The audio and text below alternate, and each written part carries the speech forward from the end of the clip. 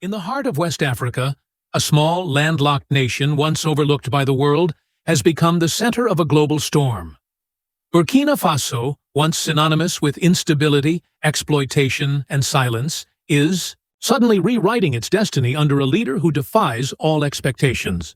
Ibrahim Traoré, the youngest president in the world, has captured international headlines not through compromise, but through defiance.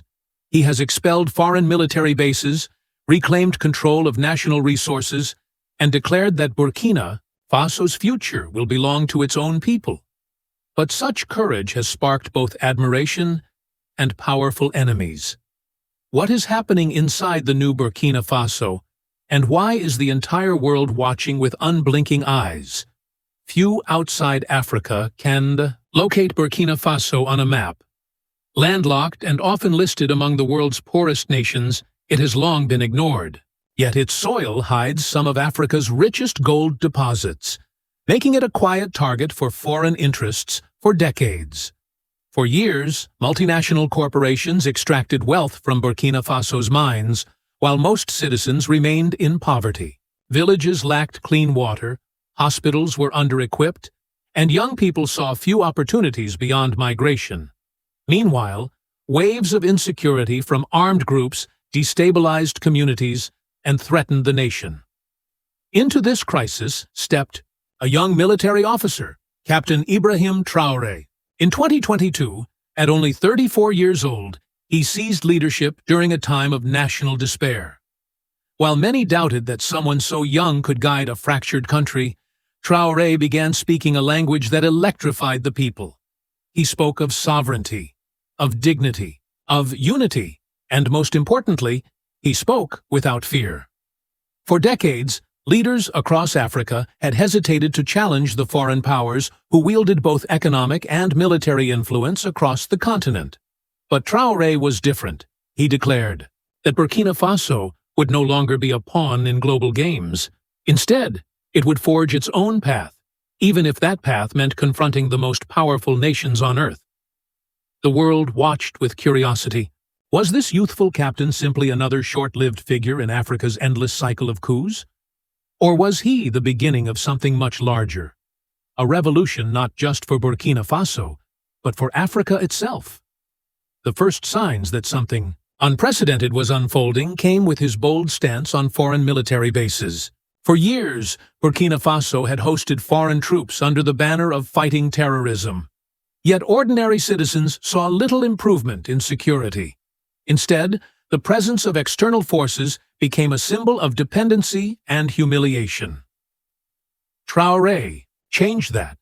Within months of taking power, he ordered the removal of foreign military operations, signaling to the world that Burkina Faso would take control of its own defense. Crowds poured into the streets to celebrate, waving flags and chanting slogans of independence.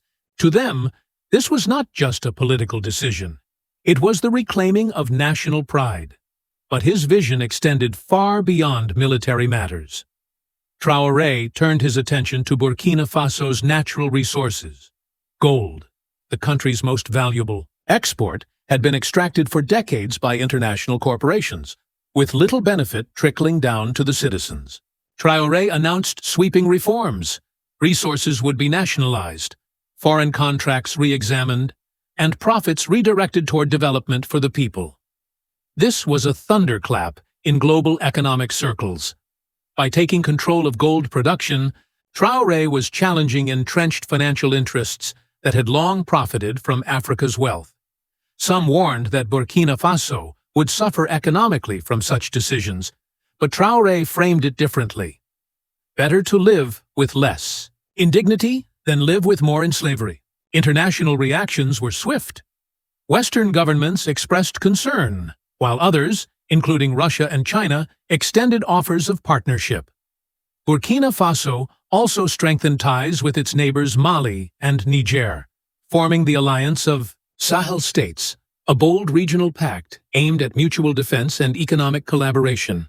Together, these nations declared that they would resist foreign interference and build an Africa that answers only to Africans.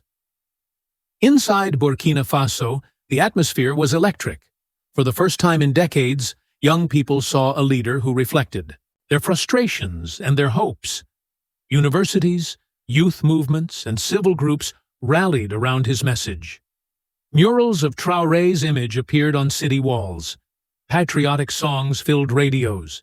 There was a sense that a new chapter in African history was being written. Not in the capitals of Europe, but in Ouagadougou, yet with every declaration of sovereignty came new challenges. Insecurity from armed groups persisted, putting villages at risk. International financial pressure mounted. Critics warned that Traoré's policies could isolate Burkina Faso. Still, his popularity at home soared. People preferred hardship under dignity than comfort under dependence. Step by step, Traoré positioned Burkina Faso not as a victim of global politics, but as a symbol of resistance. The defining moment came when Traoré announced that Burkina Faso would no longer recognize certain colonial-era agreements that granted foreign powers privileged access to resources. It was a complete break with the past.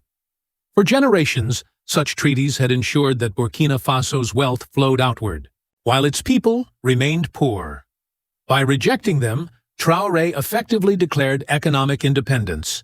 This act reverberated across the continent. In Bamako, in Niamey, in Dakar, in Accra, young Africans took to the streets holding posters of Traoré. He became not just a national leader, but a continental symbol of resistance.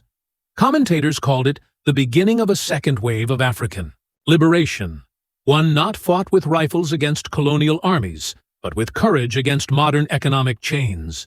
But with such defiance came real danger. Behind closed doors, powerful nations debated how to respond.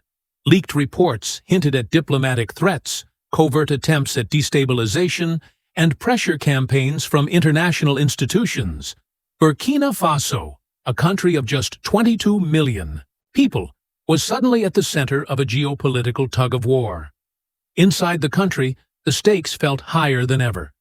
Citizens rallied in larger numbers, not just for Traoré, but for the idea that they could finally own their destiny. Women, farmers, miners, students, all came forward to declare that the nation would endure whatever hardships came, as long as it remained free. The climax of Traoré's leadership was not a single speech or event, but the moment when Burkina Faso ceased to be seen as powerless. It had become the loudest voice of sovereignty in Africa, a voice that could no longer be ignored. Today, Burkina Faso, under Ibrahim Traoré, stands as both an experiment and a beacon.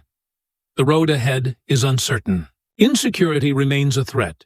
The economy faces challenges, and international pressure has not disappeared. Yet something irreversible has taken place. The people of Burkina Faso have tasted the possibility of self-determination. Traoré's leadership has inspired a generation to believe that their nation's wealth is not a curse, but a blessing. That their identity is not a weakness, but a strength. And that their sovereignty is not negotiable. Beyond Burkina Faso, his actions have sparked conversations in parliaments, universities, and streets across Africa. Could this be the beginning of a united front against exploitation? Could the alliance of Sahel states grow into a broader movement for African integration? Could the future of Africa finally be decided in Africa itself? Critics caution that idealism may falter against economic realities. Supporters argue that even if challenges lie ahead, the spirit of resistance cannot be undone. What cannot be denied is that, under Traoré, Burkina Faso has forced the world to pay attention. Not to its poverty or instability, but to its defiance and vision. And so, Burkina Faso's story is still being written. But one truth has already been etched into history. This small nation has dared to stand tall in a world where silence was once expected. Whether celebrated or condemned, Ibrahim Traoré has shown that leadership is not measured in age or size, but in courage. Burkina Faso is no longer just a country on the map. It is a symbol, a reminder that even the smallest nations can shake the world when they choose dignity over submission. So, as the world watches, one question remains. If Burkina Faso can reclaim its future, what is stopping the rest of Africa from doing the same? Like, share, and subscribe.